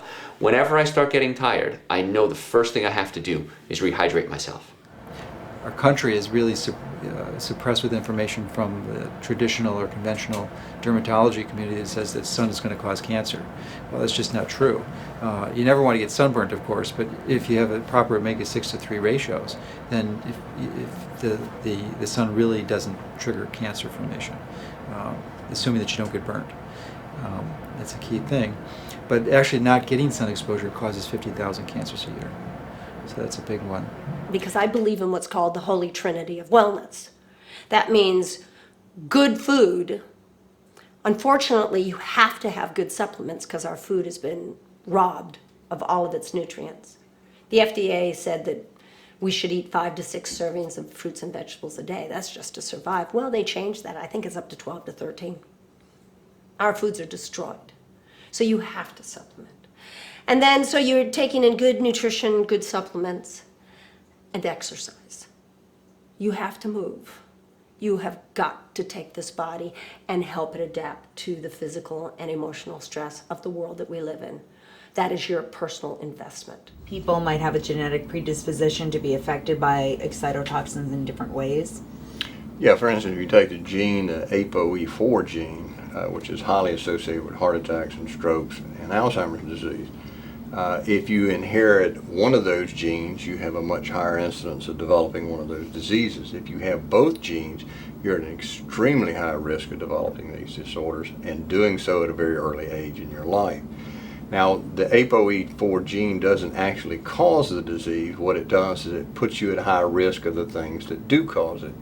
For instance, we know strokes have to do with free radical generation in the blood vessel and the heart vessels. When you have both of those genes, you have very little antioxidant defenses. Therefore, when you smoke, which produces a lot of free radicals, you're going to develop heart attack and stroke at a much higher rate. If you're exposed to monosodium glutamate in your diet, which produces a lot of free radicals in your blood vessels, in your heart, in your brain, that means you're going to be at high risk of heart attack, stroke, and Alzheimer's disease, and possibly Parkinson's and Lou Gehrig's disease as well, because that gene has prevented you from having the protection most people would have against the full-blown effect of these excitotoxins. There is a lot of research that's been done into genetics. For example, the first cancer gene that was found was the breast cancer gene. They found it years and years ago, and they went, oh my goodness, we found the gene that causes breast cancer. Let's take a whole bunch of women with breast cancer and see if they all have the gene. and they found 10% did. And they've now looked at other different genes to see this. What happens is we have your genetics are not a sentence. Your genetics simply show a predisposition for something. And whether the genes, and the technical words are expressed, whether the genes express what they have imprinted into them is totally dependent on your toxic load, the foods you eat, the amount of essential fatty acids you get in, the stress level you're under, the amount of sunlight you get. Are you getting enough sunlight? Usually if you have an indigenous culture that for many generations were eating the same foods, almost everyone within that culture will be the same metabolic type because they grew up in that area and they're just over many centuries their system became adjusted to that, like the Inuit in the north where they're eating, those are the classic protein types, eat lots of protein, lots of fat, versus the people in many tropical areas that are classic carb types that eat very low protein, fat, and lots of carbohydrates. So the unfortunate thing with our country is that we're mixed hybrids. I mean, almost all of us have genetic heritage that's spread all over the place. So you can have, within one specific family, you can have 3 kids and 2 parents, and each one of them could be a pretty significantly different metabolic type. Personally, I followed what's called the Swank diet. From I think it was from Swank magazine. No, Roy Swank. Oh, okay. He was a doctor in I think the 1970s, and his diet was for MS specifically, but he dealt with low saturated fats. I see. In particular. Treated a number of MS patients and initially followed the Swank protocol and was really confused because I'd never really saw tremendous results with that. Some people got better and a lot of people got worse. And after, about 5 years ago or so, I realized as I was preparing for writing my book that answering the question as to what is the optimal amount of protein that one should eat, well, I didn't know. So I consulted with William Walcott, who wrote the book Metabolic Typing, and the answer is it depends. So just like with MS or any illness, there is no one perfect diet for everyone. There's some general principles, like everyone needs enough omega-3 fats. As I said, most of the time that involves either fish or cod liver oil supplement because of the fish being contaminated. And then people should be avoiding sugar. I mean, sugar is not good for you, and avoiding obvious poisons like aspartame. With respect to the specific amount of carbohydrate that one should consume, or protein or fat, there's a wide variability. Some people need large amounts of fats and protein, something like an Atkins diet. Some people need more like a Swank diet or Dean Ornish, where they're having very low fat, low protein, lots of carbohydrates. Good carbohydrates, vegetable carbohydrates in every case. And then some people are in the middle. So metabolic typing is a system where we can actually ask people clinical questions, and they do this on a computerized basis, so the computer can, instead of taking 10 hours to figure it out, can do it out in seconds, literally. But they can analyze this and make a prediction as to which type of system a person would best fall in. So what about herbs and things, and what about that, your Chinese herbs JT was mentioning, and different things you could do? Yes, I found, for my own self, I found acupuncture and Chinese herbs very helpful. Because traditional is something that's been done for a long, long time. And what's been done for a long, long time cannot include drug-based medicine because it's new. It's 100 years old, it's 200 years old, depending on which drug you want to start with. But it certainly isn't more than 200 years old. Whereas the use of herbs and diet changes to help support the body's ability to heal in traditional Chinese medicine and in the medicine of India, which is called Ayurvedic medicine, we're talking about 30,000 years, 40,000 years, 50,000 years. Those are traditional forms of medicine, and that includes supporting the body's inherent healing abilities with, again, herbs, supplements, dietary changes. Whereas the use of drugs to suppress an undesirable symptom, which is what drugs are usually for, or in some cases to force the body to do something that it didn't want to do for some reason, and we've decided let's not find out why it didn't want to do that and see if we can get it to change. Let's just force it to do it with a drug. That's what drug-based medicine is for, to force the body to do something it isn't doing, or to prevent it from doing something that it was doing, or to stop a symptom that is undesirable. And how about helping the body to heal itself and letting the symptoms go away by themselves? That's traditional, and drug-based medicine should not be called traditional. My name is Qing Liu. I'm a licensed acupuncturist in Arizona. I'm graduate from traditional Chinese medicine college from China. I practice acupuncture and Chinese herbs for 22 years. At the beginning, I saw Corey the 2002 March. At that time, she was sit down in a wheelchair, come to my office, and her physically and mentally all totally blocked, and she cannot walking, she cannot talking properly, and not thinking good, and I look at her, she just like cry to me, and her emotion was very bad. And I first check her pulse and look at her tongue and checked her some meridians. I found her totally blocked. All the channels, the energy blocked. So I gave her first treatment just to try to balance her meridian little bit. At the beginning, we start treatment 2 times a week. After a few times treatment, she walked to my office and started to smiling to me and talk a little bit about her. Then we start once a week treatment. Her condition looks much improved, and she can think more clearly and talk to me more clearly. And every time her emotion changed much, and physically she can feel more movement and walking better. The way that us natural physicians look at the doctor-patient relationship, first of all, it's the cornerstone of medicine. It's a great healer. It's important for our society to have physicians that have relationships with patients, that know who they're treating, and that the patients have respect and know their physicians. It's a partnership. What we really want is people who take the responsibility for their own health and are willing to explore and understand things that affect them, coming to someone who has training and experience in working with people who have various diseases and problems, and working together to come up with an acceptable means of treatment for the patient. And what I observe, and what I believe, absolutely affects the outcome. And we know that. There's like voodoo death, you know? It's like, you're going to die. And if I have a relationship with you that you consider me to be the shaman, and it's our culture, and it's my village, and I say, you're going to die, you're going to die. My saying it is going to cause you to die because you're going to take that in, and you're going to die.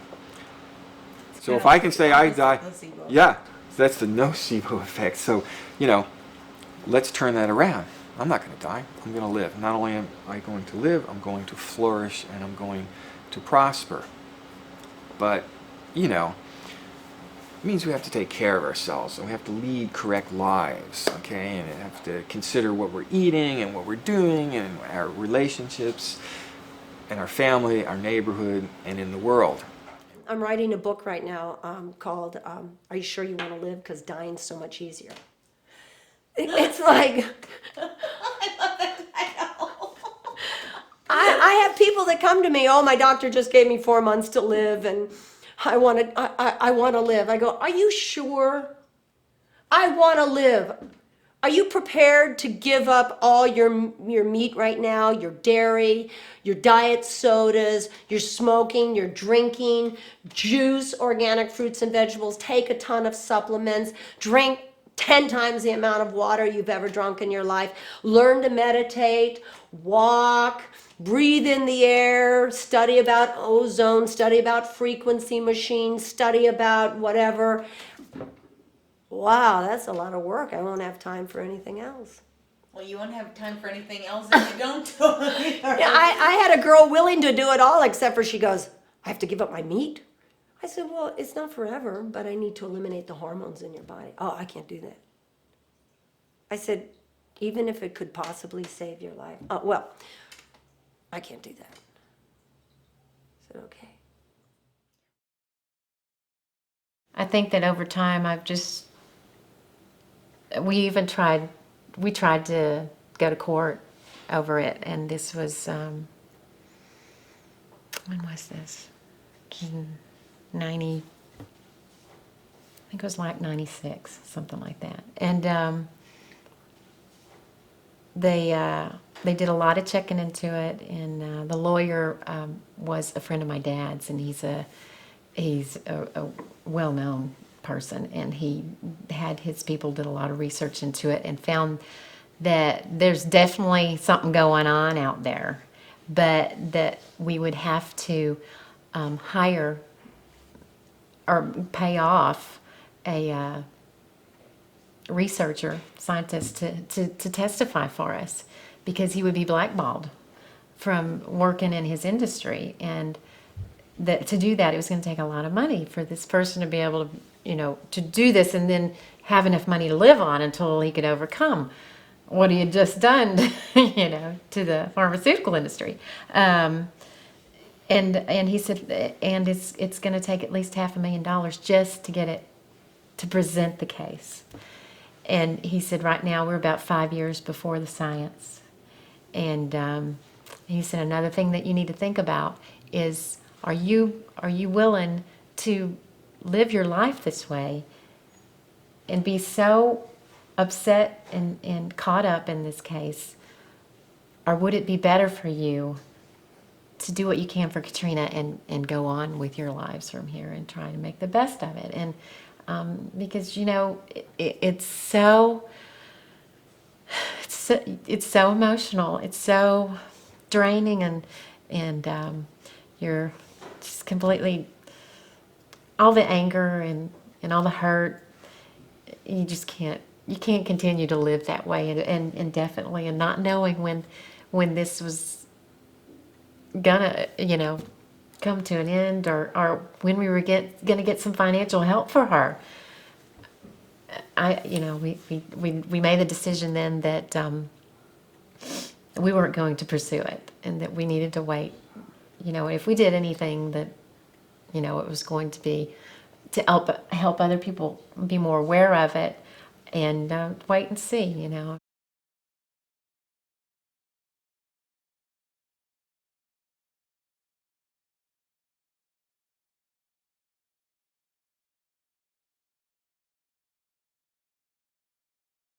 Our membership is definitely growing, I would almost say by leaps and bounds.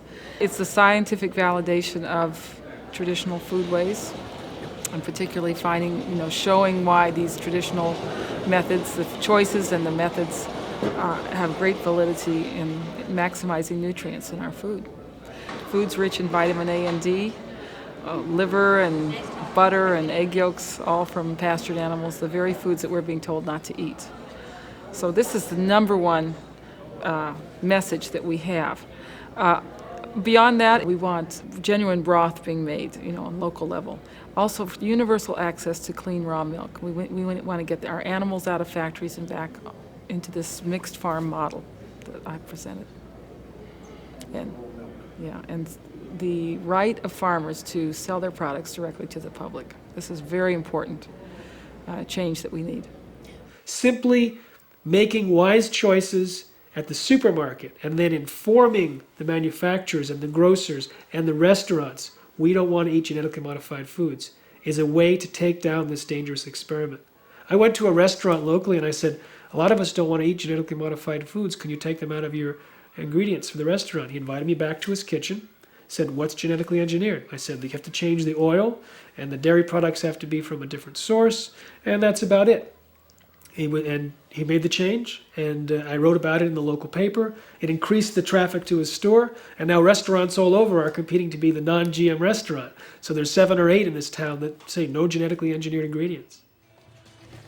And so a lot of people say, oh, I'm a vegetarian because I don't believe in cruelty to animals. I didn't start out that way. I started out because I wanted to detox. It was purely a physical and vanity thing, too. I wanted to look good and get my body back to shape. But little by little, it evolved into more of a spiritual level. I'm known as the world's vegan bodybuilder. I was squatting 315 pounds and benching 235, and I was a big gal. I frustrate the hell out of my agent because, oh, I got a commercial for you. Oh, what is it? It's underarm deodorant. Can't do that.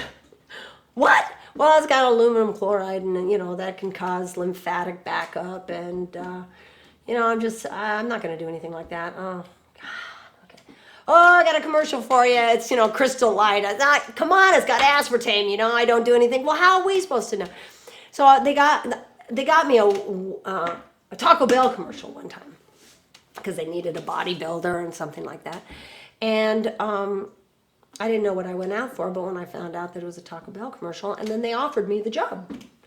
And I said, I'm a vegetarian. And they go, well, what's the problem? I said, I can't eat that meat and cheese. And they go, we have buckets you can spit it out in. And I said, no, you don't understand. I was just on the cover of Vegetarian Times. I can't come out and do that. I've known actors that claim to be vegetarians, and then all of a sudden they're doing a meat commercial. I can't do that. I cannot spiritually and morally use my image to sell something that I believe is killing people. We're a nonprofit organization, and we are composed of parents all over the country, as well as professionals who have appreciated the importance of letting people know that certain food additives can trigger a lot of problems. Of all the additives that are out there, there are only a handful that are really serious problems that we focus on. And these are things that can trigger problems in behavior, they can trigger learning difficulties, and they can also have a wide effect on various health issues. I didn't start out not trusting doctors, but they were working alongside doctors for so many years who would summarily put these kids on substances like Ritalin. And they would never tell parents, oh, by the way, your kid could die from this. They would never say, I've been in so many medication evaluations and reviews, and doctors spend a short amount of time. They are basically unskilled at the component of how to turn kids around in other ways. So they have a kid in their office, and for the most part, what they do gets them a bird's eye view of the child getting worse right there in front of them, because they feed into the child getting worse in their office. And so typically within 15 minutes they're writing a prescription, having never met this child before. So it occurred to me that they only have one gear, which is medication A, B, C, D. They're trying to help, but they don't have any other alternatives. Over the years, we will occasionally get handwriting samples that moms keep. They will see a difference in their child's handwriting as a result of going on the Feingold program. And we've kept these over the years. And these are some that we think are quite dramatic. If you can see that red bordered one there, that's Mike Smith. And Mike's all grown up now, but he was 5 years old, 5.5 years old actually, when he wrote that. And you'll see reversals, I'm sure he was called dyslexic back then. They hadn't yet invented ADHD, so that probably wasn't. When did that come about? I believe that came about shortly after that handwriting sample was done. That's in 81? Yes, in 81. It was just sort of getting going, but it was still hyperkinesis, minimal brain dysfunction, learning disabilities, HLD. I mean, the initials just go on and on and on. And there's always new ones being invented. But Mike was having trouble. His behavior was a problem. Now, in his case, he also had symptoms that showed up in his handwriting. Not everybody has that, but in Mike's case, you can see he was reversing letters. He was just having a lot of trouble. His mom put him on the Feingold program, and 3 weeks later, you'll see from February 25th, this is March 16th, this is the same child. And the only difference was that his mom stopped giving him foods with the synthetic dye, the artificial colors, That's amazing. etc. The synthetic sweeteners weren't as big a factor then. But on the Feingold program, his handwriting went from that to that. The Feingold Association gets its name because the parents selected the name to honor the doctor who had really been the pioneer in this area. He was considered a pioneer in both the fields of allergy and immunology. So he was a pediatrician, he was an allergist and immunologist. He taught, he wrote extensively. He was quite an amazing man. And he found out, quite to his surprise, that some of his patients who were having various problems were reacting to some of these food additives. Now, this was all back in the mid-1960s. What are some of the ramifications of a child who's diagnosed with? Well, first of all, the diagnosis stays with the child forever. It doesn't go away. It stays in the medical clearinghouse of information. So when it comes time when that child reaches adulthood to be insured, wanting insurance, they may not be insurable. They may not be able to qualify for military service, which may be a good thing, but they may be eliminated just by virtue of having been on stimulant medications. The school lunch program was developed to feed children who were malnourished, children who came to school and couldn't learn because they didn't have enough food to eat. So partly to get rid of agricultural subsidies and also, or the excesses that the farmers had, and also to raise healthier children, the school started feeding children. And at first it worked really well.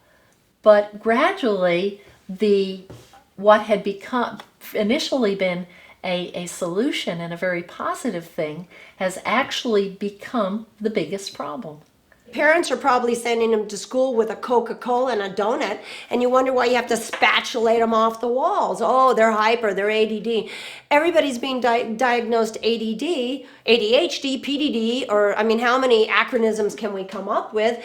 And nobody assesses their diet, or have they brain scanned them to see if they truly have a problem. They're being diagnosed off 6 little things, like, do you fidget?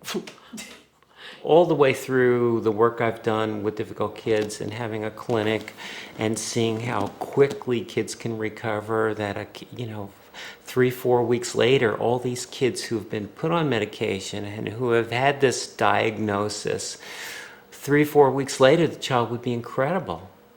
And we were able to get the child off medication. Or all these kids who had the diagnosis who would have been clearly put on medication if they saw the doctor first, were able to scoot past that. So it started occurring to me, why even go down this road in the first place? Why even put kids on these very harsh substances? Ritalin is a class 2 narcotic in the same category as morphine, heroin, and cocaine. It's chemically equivalent to cocaine. How many parents who have their kids on these substances know that that's the case? Never. So the special ed budget in my county is greater than the entire high school budget for the whole county. What if some of those children didn't need to be in special ed? I know, and my colleagues know, and our parents know, that many of these children could be in a mainstream classroom. What if you could mainstream half of the children? What's half of 186 million? How many wonderful programs could you have? How many taxpayers could be relieved of the spiraling increase in their real estate taxes? How many classrooms could be reduced in size? How many teachers could get a salary increase? That's a lot of money. And it's a high price to pay because they're earning a relatively tiny amount of money from the vending machines and from cutting back on the quality of the food in the cafeteria. Head Start in Tucson is an organization that has 80 classrooms. Well, actually, it's over 100 now, and they have 3,000 kids each year, 3,000 new kids. And what's remarkable is it's a disadvantaged population. So these kids traditionally are more at risk for mental health issues and for being referred from evaluations and medications. Head Start used to have a whole department for mental health services, and they used to spend a lot of money on this whole conglomerate of issues. And They came to me at a point where they had numerous classrooms that were out of control. So 5 years later, they, maybe 12 or 13,000 kids later, they've had 0 referrals to the mental health system. They've had 0 referrals of these children for evaluations and medications, which is, it couldn't happen by chance. Something happened that allowed them to, and of course they're still getting kids at risk, but they have an approach to handling these kids at risk. And so they could help not only these kids flourish, but they help all their kids flourish because they adapted a more powerful approach than an ordinary approach. And the interesting sidebar is all the money that they saved by not spending it on mental health services, it's enabled them to go from 2,000 kids a year to 3,000 kids a year. It was that much more money came into the system. Not new funding, but with money that was already there that was being wasted on special ed services, on mental health services, treatment, family therapy, all kinds of things.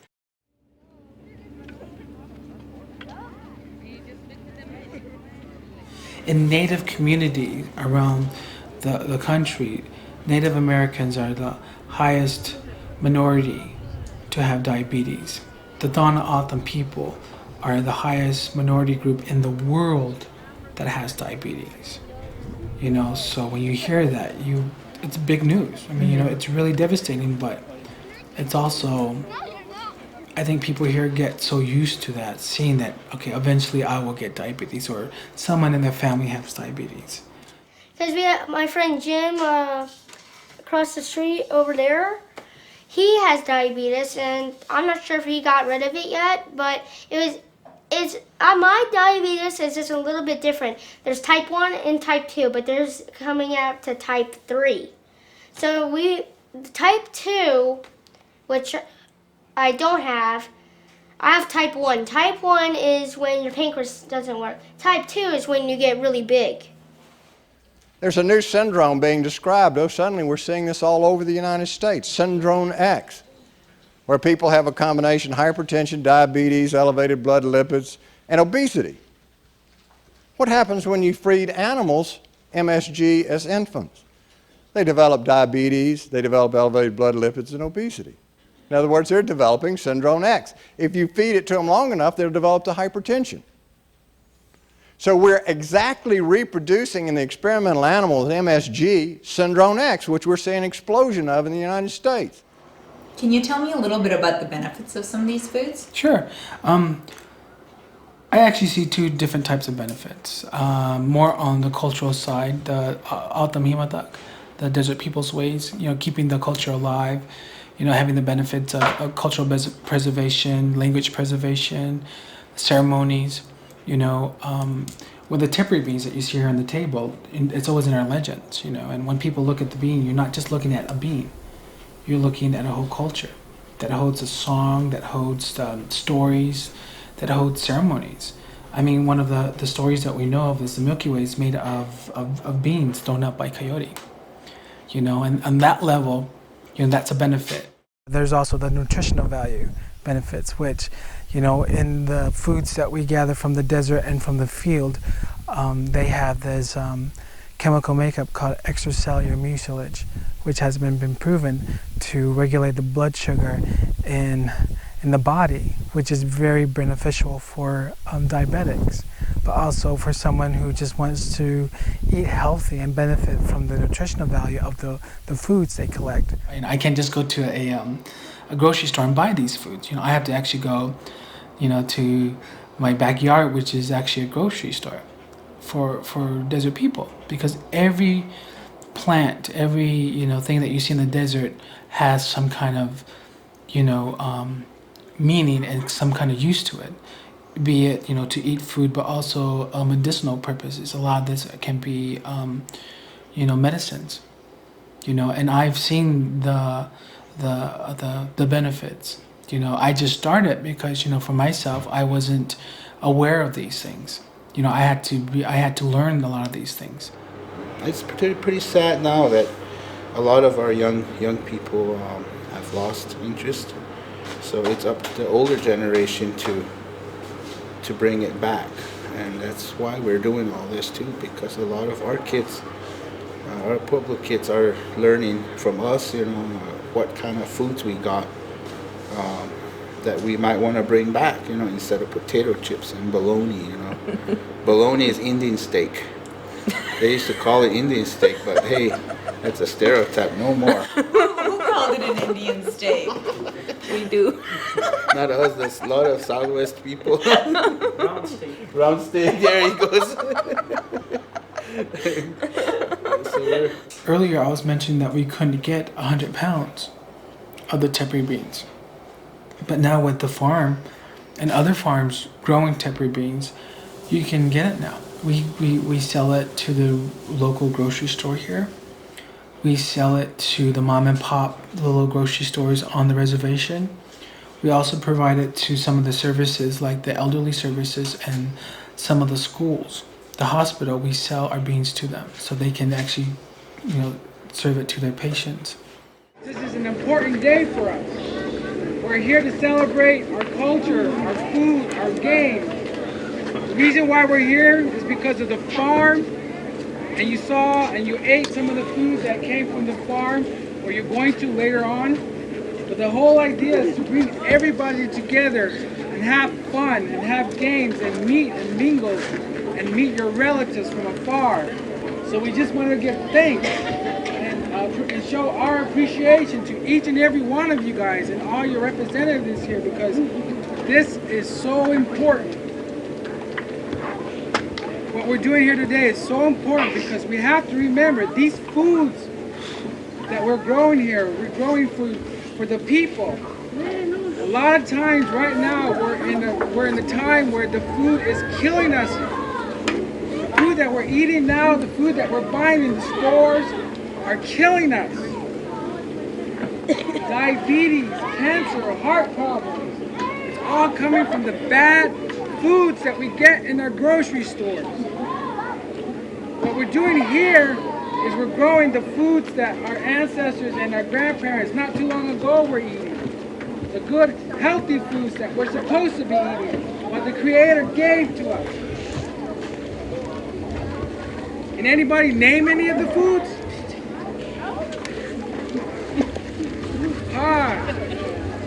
Here on. Wow, those foods, Jordan, those are the foods that we need to eat and we can't forget. Because when we go back to those foods, we get healthy. We become strong. It's awesome people. You want to remember that. You wanted those children that you trained, that you saw running around. You want them to remember them. And don't forget them and eat them. Because they're the ones that are going to be coming after you guys are gone, after we are gone. And we don't want them to be going to the hospital and coming back with one leg. We don't want them to be hooked up to a machine to clean their blood. We don't want that for them. We want them to be healthy.